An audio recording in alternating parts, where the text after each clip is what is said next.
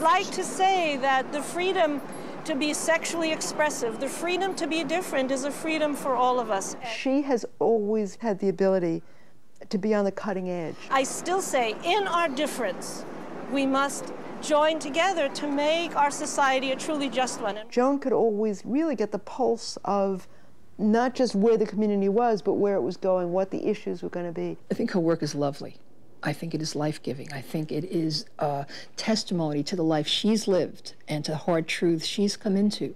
My life has taught me that touch is never to be taken for granted, that a woman reaching for my breasts or parting my legs is never a common thing. And it's also witness to events of history that are crucial. Here was a gal who had, bona fide lesbian credentials. She didn't come out in her late 30s because there was now a movement, let's say, that was able to encourage her. She came out because that's just who she was.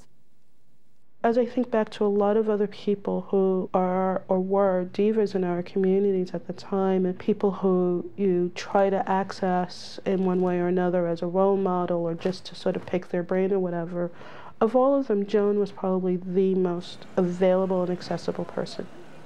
Joan Nestle has been a major player in the development of a world that many of the 20-year-olds that I encounter absolutely take for granted and think came to them without effort or people's hard work. Backlash, and I think what's important for me is not assimilation. I'm someone who believes, one, I choose to be the way I am. I was not born this way. I want civil rights on the basis and dignity of choice. And I don't want to be like everybody else. I love making love to women.